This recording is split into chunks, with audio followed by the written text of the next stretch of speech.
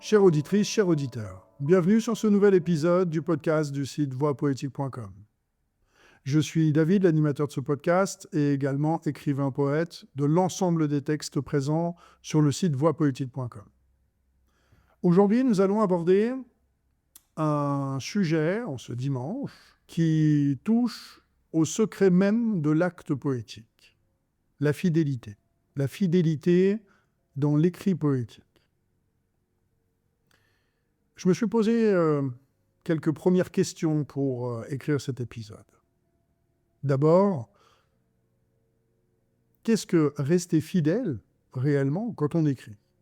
Fidèle à qui et à quoi ? Aux mots, à la langue, au réel, à soi-même, à l'invisible ? Cette question qui peut paraître banale est pourtant la veine maîtresse de toute vocation poétique digne de ce nom. Elle traverse les siècles, les langues et les solitudes, comme un fil d'or à peine visible dans la trame du temps. Pour ouvrir ce chemin, j'ai choisi la voix incandescente de Marina Tsvetaeva, et plus précisément un fragment de son cycle « La table », écrit en 1933 alors qu'elle vivait l'exil parisien. Dans ses poèmes, cette poétesse russe s'adresse à son écritoire comme à un compagnon, un témoin, un complice silencieux de toute une vie d'écriture. Alors voici, dans ma traduction libre, depuis le russe, quelques lignes qui ouvriront notre méditation. Ô mon fidèle écritoire, merci d'avoir marché avec moi sur tous les chemins. Tu m'as gardé, comme une cicatrice. Ô ma mule de somme, mon écritoire, merci de n'avoir ployé les jambes sous le fardeau, ce bagage de songes. Merci d'avoir porté encore.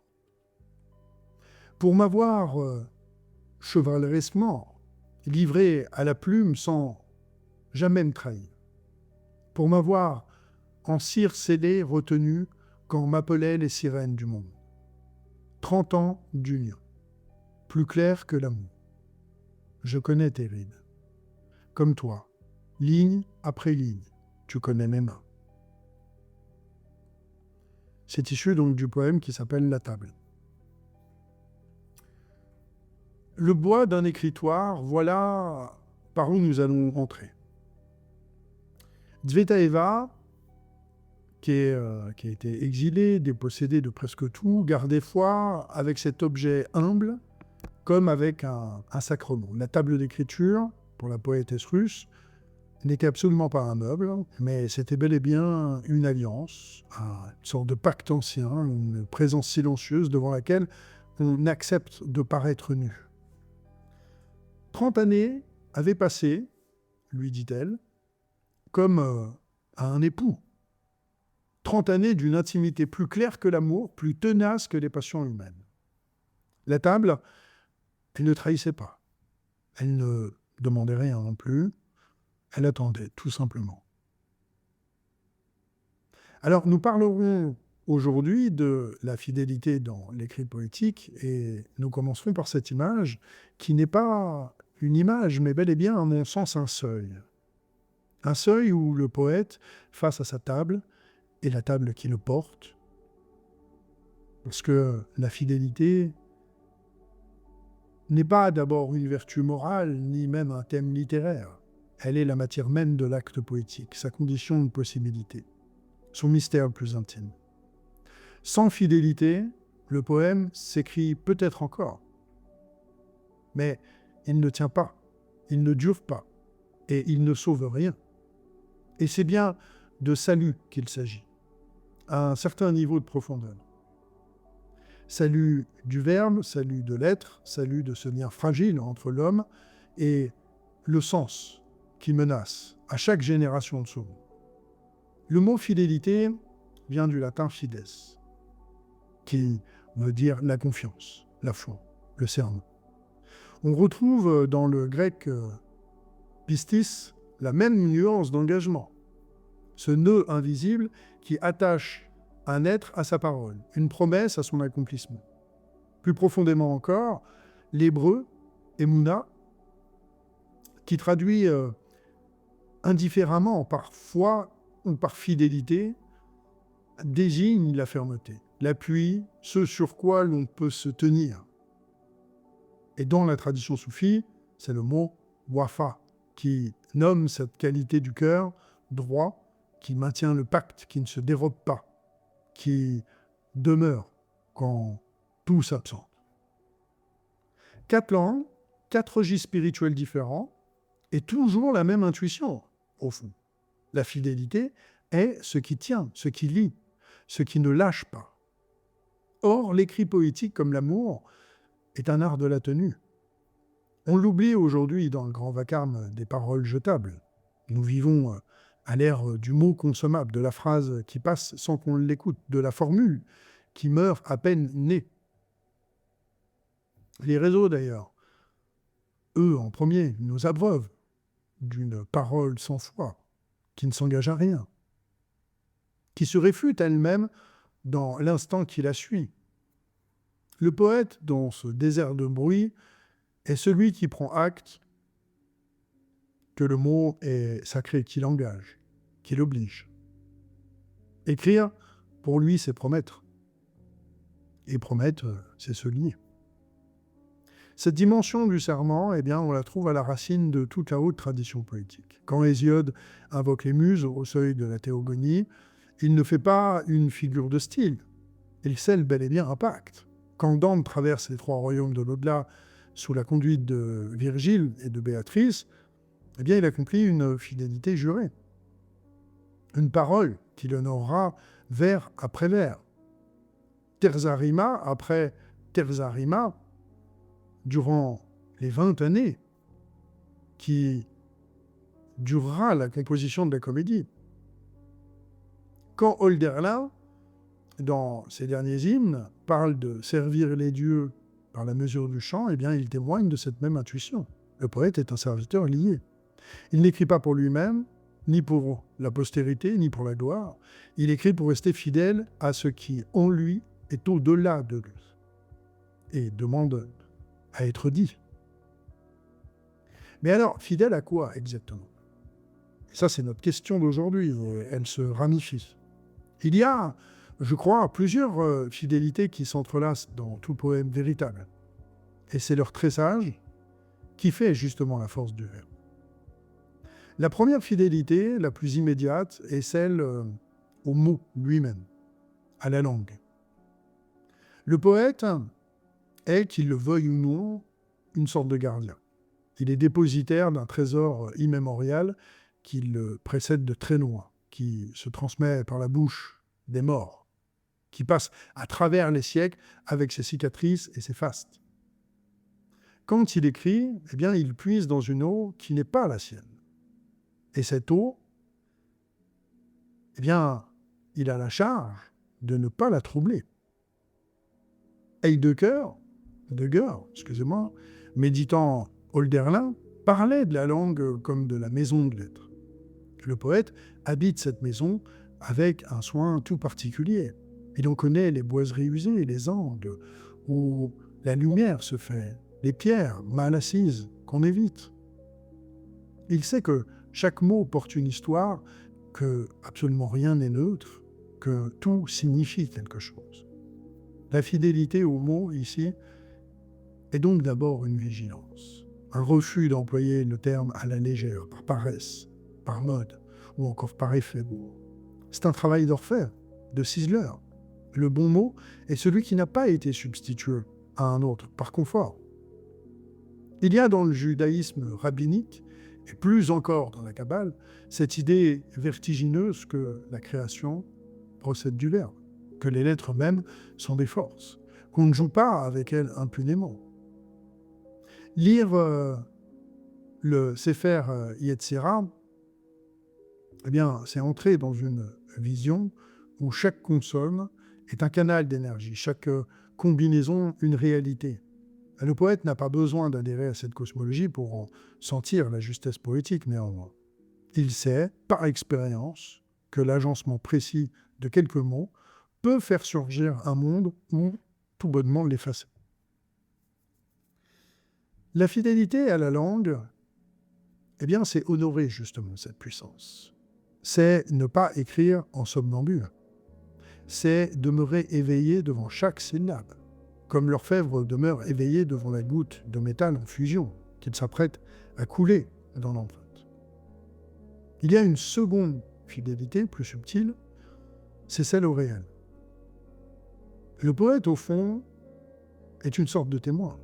Il est appelé à dire ce qui est, à ne pas mentir sur le réel, à ne pas le farder. Et cette exigence, qui peut sembler pourtant évidente, est en vérité une difficulté extrême. Car notre rapport au réel est obscurci par 1000 voiles. Les voiles des habitudes, des attentes, des peurs, des concepts. Tout fait qui s'interpose entre nous et la chose. Voir réellement le saule, là, devant la fenêtre, voir réellement le visage de l'aimé, voir réellement le ciel d'un soir d'automne, cela demande une ascèse. Simone Weil, qui n'était pas poétesse, mais dont la prose touche souvent au poème, a parlé de l'attention comme de la forme la plus pure de la générosité. Suspendre la pensée, écrivait-elle en substance, faire le vide pour que la chose vienne. Le poète, quand il est fidèle au réel, accomplit justement ce geste. Il consent à voir. Il accepte de se taire pour que parle ce qu'il regarde. C'est dans cette lignée qu'il faut entendre, par exemple, d'un Philippe Jacotet, qui aura passé sa vie à essayer d'être à la hauteur d'un cerisier, d'une montagne, d'un vol d'oiseau dans le crépuscule. Sa fidélité à la transparence, à l'humidité du visible, est une éthique autant qu'une esthétique. Mais on pourrait remonter plus haut, jusqu'aux Eijin japonais, qui, depuis Basho, savent que le poème naît quand le moi s'efface devant le kakimura, devant la grenouille qui plonge, devant la lune au-dessus du temple. Le haïku, dans sa nudité, est l'une des formes les plus pures de cette fidélité au réel. Rien n'y est ajouté, rien n'y est édulcoré, ce qui est dit, et puis c'est tout. Et pourtant, dans ce presque rien, eh bien tout l'univers respire. Mais le réel pour le poète ne se limite pas, je pense, au visible. Il y a aussi un réel qui ne se montre pas, qui n'a pas de figure au fond, qui se tient en deçà et au-delà des choses. Et c'est ici qu'apparaît une troisième fidélité, peut-être la plus dure, la fidélité à l'invisible, au mystère, à ce qui ne peut pas être dit et qui pourtant demande, exige, supplie d'être dit. Toute la grande poésie de toutes les traditions se tient justement au bord de cette table. Elle sait qu'elle ne peut pas tout dire, et qu'elle doit cependant ne pas trahir ce silence. Elle apprend à parler en laissant la place au non-dit et orienter le mot vers ce qu'il ne peut pas saisir.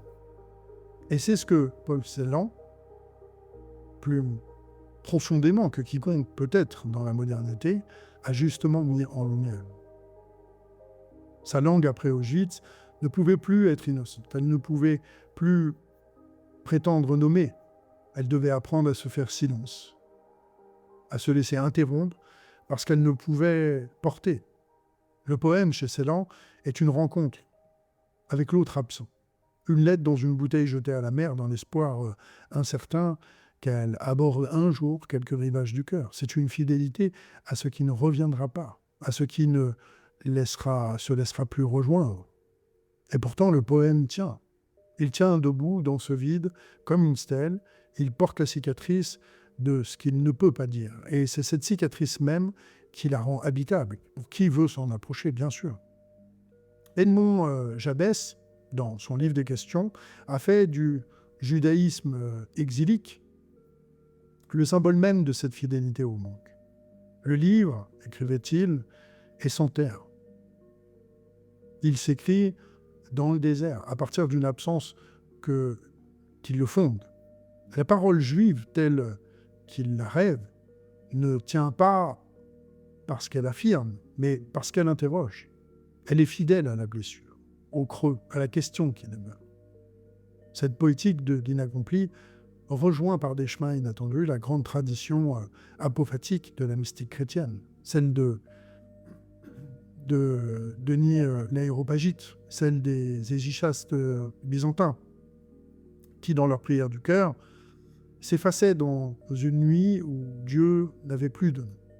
Maître Eckhart, dans ce serment rénant, parlait de cette nudité du fond de l'âme où l'on devient capable de Dieu en se dépouillant de toute image de Dieu. Eh bien, le poète, à sa manière, marche dans la même direction. Il dit, pour faire entendre ce qui ne peut pas être dit. Il nomme pour ouvrir au sans nom. Cette fidélité à l'invisible n'est absolument pas une fuite hors du monde. Elle en est même certainement au contraire, la tâche la plus secrète. Roberto Juarez, le poète argentin de la poésie verticale, écrivait que la profondeur n'est pas en bas, mais au cœur. C'est dans l'épaisseur même du visible qu'il faut chercher le revers. Et ce revers, le poète le palpe à mots couverts, par allusion, par éclat, par ce que la rhétorique ancienne appelait l'étimène, le silence qui complète la phrase. Le grand poème vit autant de ce qu'il ne dit pas que de ce qu'il dit. Il est au fond poreux. Il respire. Vient ensuite une quatrième fidélité. Et celle-ci, elle est plus entière. C'est celle à soi-même. Et là, il faut être prudent. Parce que ce mot est piégeant. Le moi superficiel, le moi mondain, le moi qui veut plaire, qui suit la mode, qui calcule sa réception, eh bien, à ce moi-là, le poète véritable a un point à tenir à distance. Ce qu'il appelle soi est plus profond, plus obscur, plus exigeant. Les Grecs appelaient daimon, cette part en nous qui n'a pas tout à fait nous, qui nous dépasse et qui nous oblige. Socrate disait qu'il avait son daimon intérieur, qui ne lui dictait pas ce qu'il devait faire, mais lui interdisait de faire ce qui n'était pas juste. Le poète a son daimon. Il l'écoute ou il ne l'écoute pas. Et la qualité de son œuvre tient pour une grande part à la docilité qu'il consent à sa voix. Tsvetaeva, encore elle, est l'incarnation flamboyante de cette fidélité au daimon. Tout en elle obéissait à une nécessité intérieure plus haute que les conventions, plus impérieuse que les attaches familiales, plus brûlante même que la prudence. Elle écrivait comme on respire, parce qu'elle ne pouvait pas faire autrement. Et cette fidélité à elle-même, à cette flamme étrange qui la mangeait, l'a conduite jusqu'au bout, jusqu'à la corde, jusqu'au silence final. On peut bien évidemment s'effrayer de cette intensité, on peut la juger trop tragique, pour valoir d'être imitée, mais on peut nier qu'il se joue en elle quelque chose d'absolu, une parole qui ne se reprend pas, une fidélité qui va jusqu'au sang. Akhmatova, qui était son aîné et son contraire finalement, témoignait d'une fidélité plus stoïque, mais non moins entière. Pendant les années staliniennes, alors qu'on emprisonnait son fils, qu'on fusillait ses amis, qu'on lui interdisait de publier, elle continuait à d'écrire. Et plus encore, elle composait dans sa tête sans pouvoir noter, faisait apprendre par cœur ses poèmes à quelques amis sûrs, brûlait ensuite les feuillets pour qu'on ne les trouvât pas. Le requiem fut transmis ainsi, de mémoire en mémoire, pendant des années. Voilà une fidélité qui ne devrait rien à la facilité. Une fidélité au poème comme un acte de résistance, comme témoignage pour les sans-voix, comme dernière dignité d'un peuple écrasé. Elle se tenait, racontait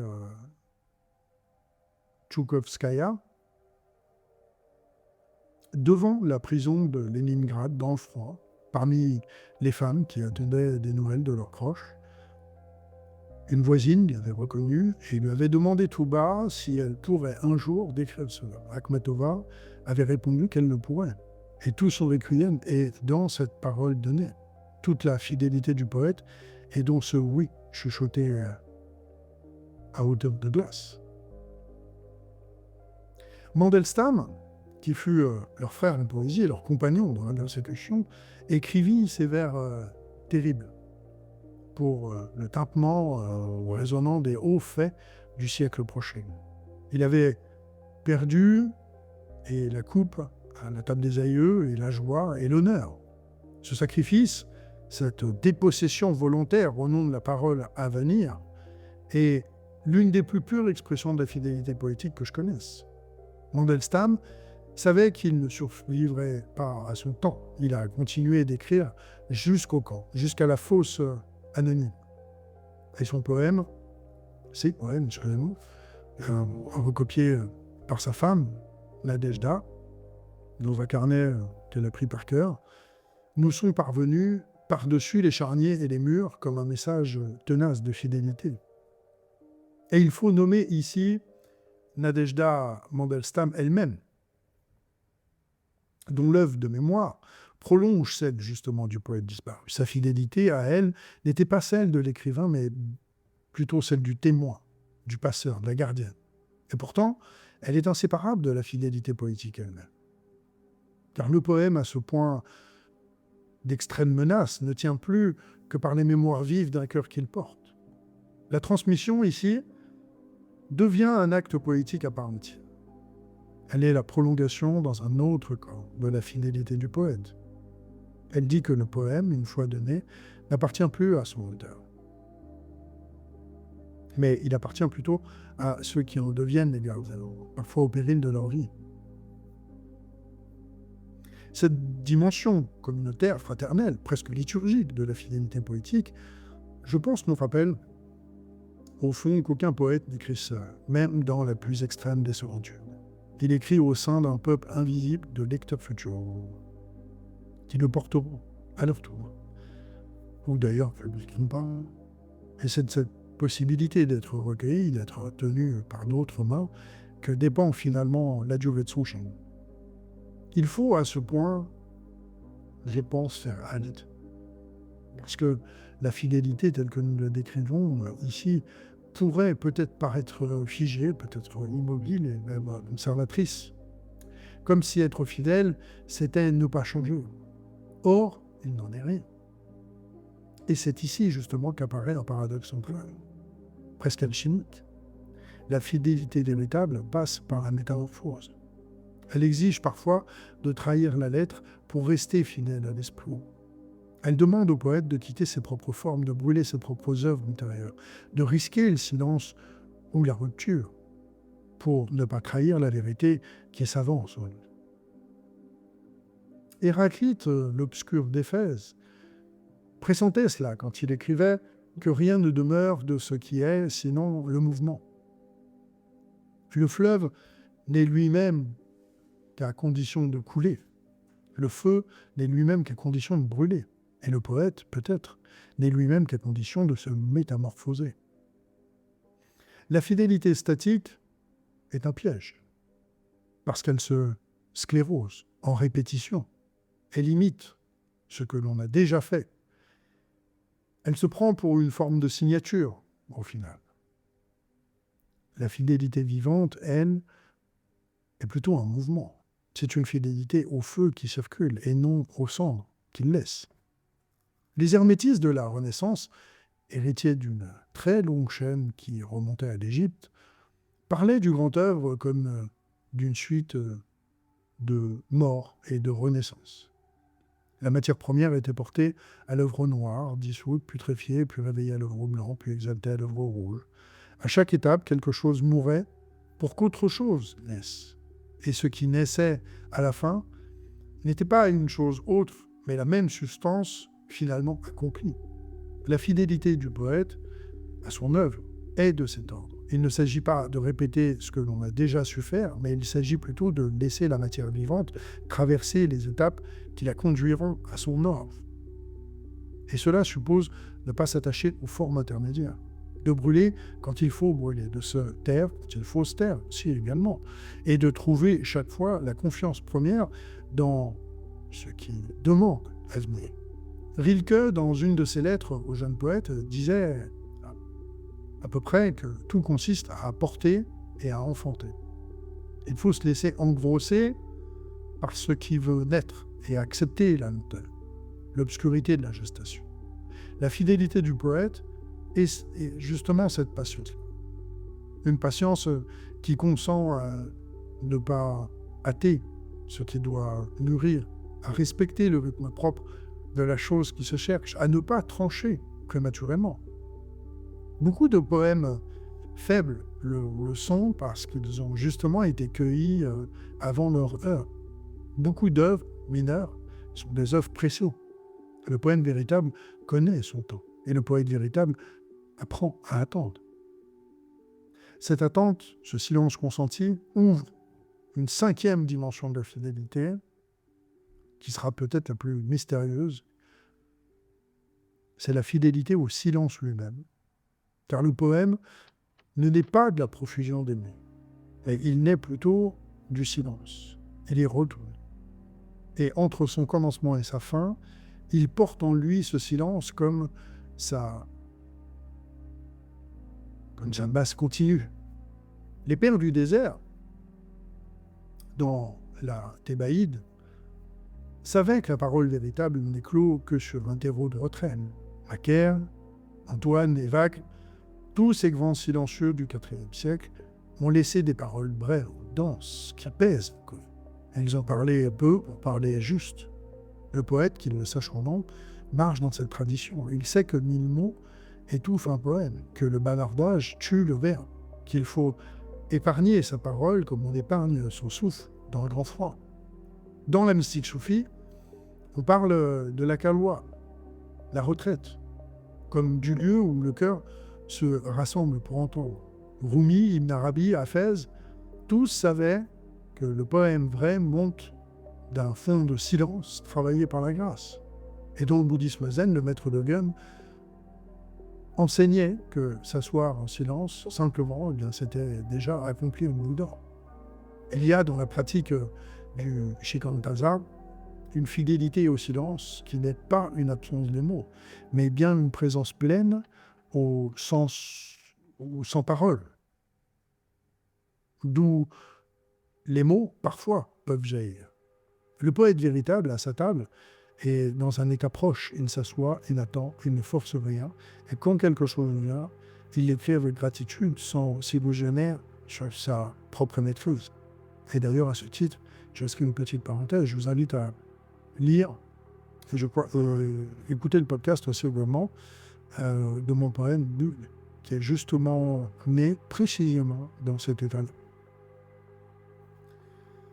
Cette gratitude est, je crois, et semble-t-il, l'autre nom secret de la fidélité pratique.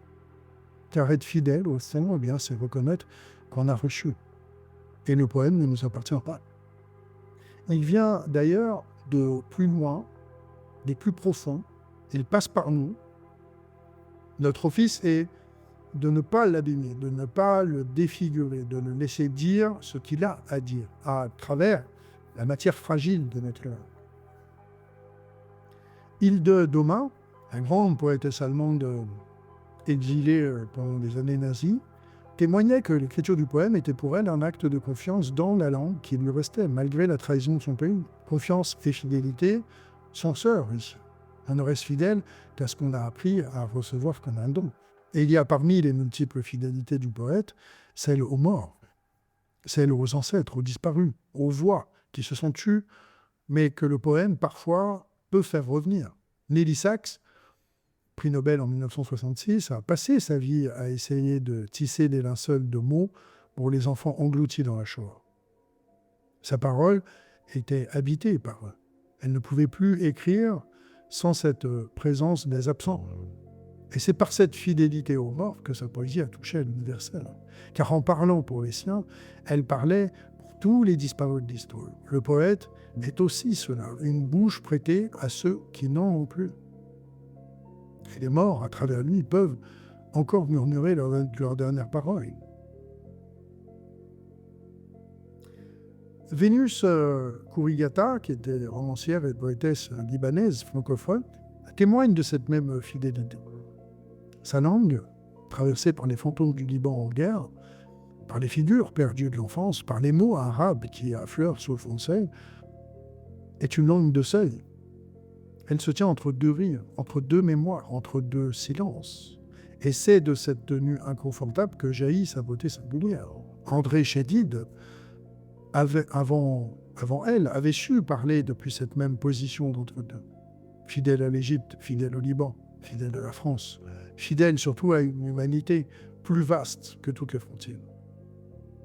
Léopold Sédar Senghor, dans une autre tradition, a fait de la fidélité aux sources africaines, à la cosmologie sérère, un ancêtre du Sine, le foyer même de son chêne. Il écrivait en français, mais son français était habité par une autre nuit, par un autre rythme, par une autre mémoire. Sa négritude, qu'il définissait comme la somme des valeurs culturelles du monde noir, était une fidélité tenue dans la langue de l'autre. Et c'est ce qui en fait toute la grandeur. Il ne reniait rien, il intégrait tout, il faisait tenir ensemble ce que l'histoire avait au fond séparé.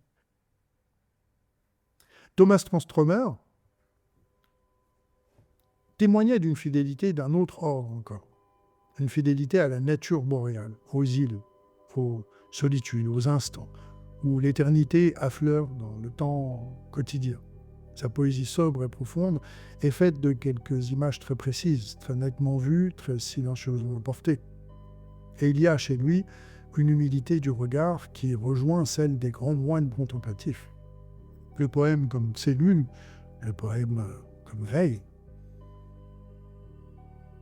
Il faut aussi entendre, au-delà des frontières d'Europe, des voix qui ont porté cette même fidélité dans les solitudes vertigineuses.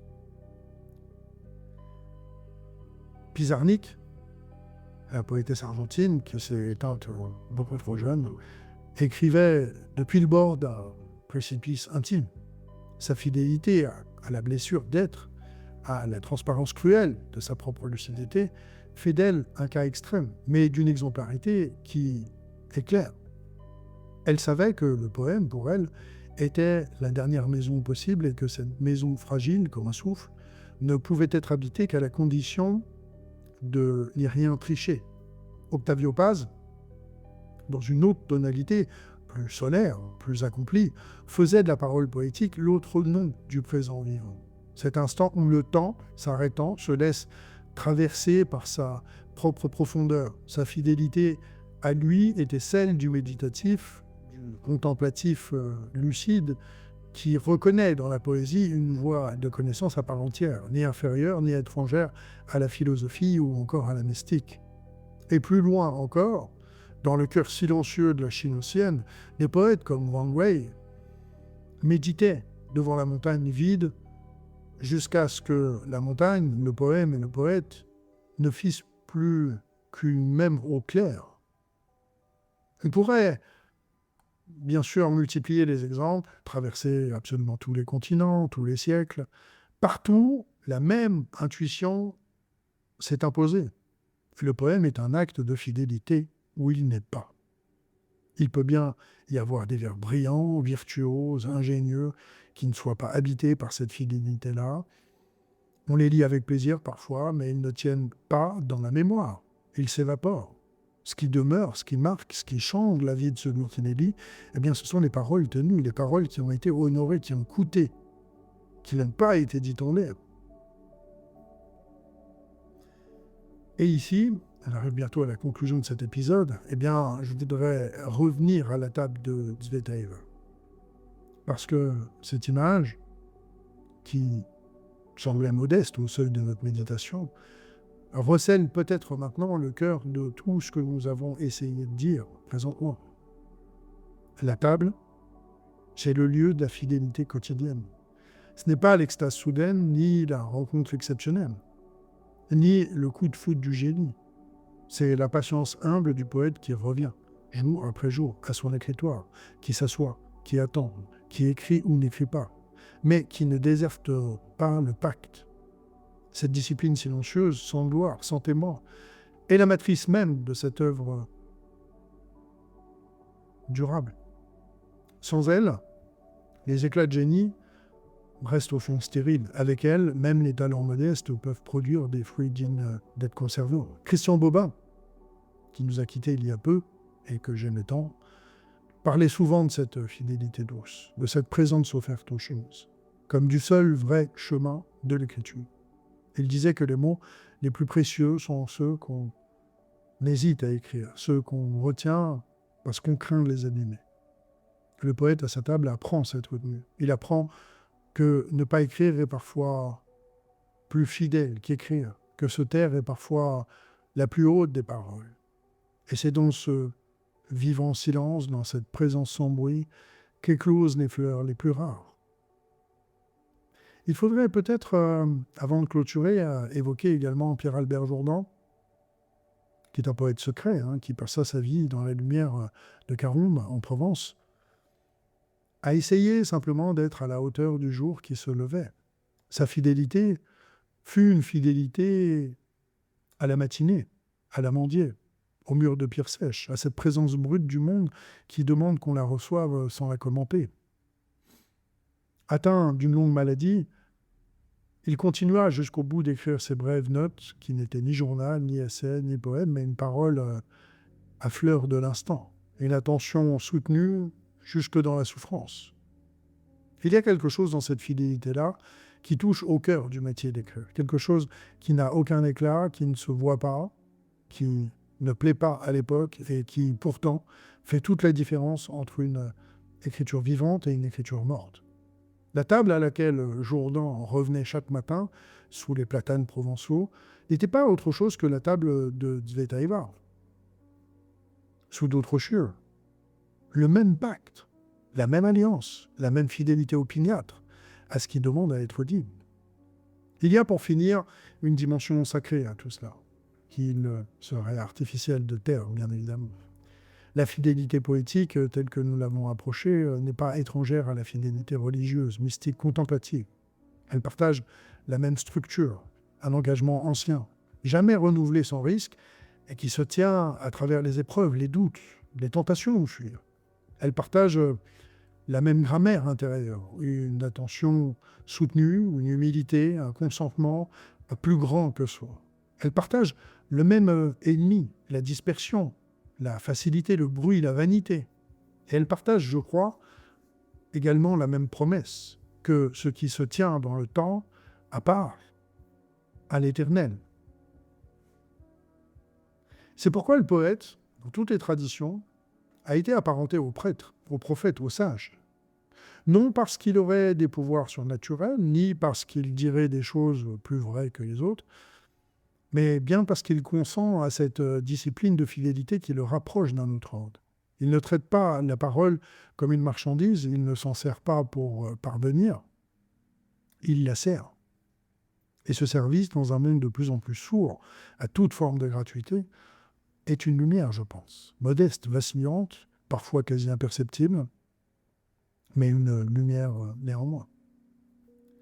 Tsvetaeva pressentait dans un autre poème que ces vers, comme les vins précieux, auraient leur tour.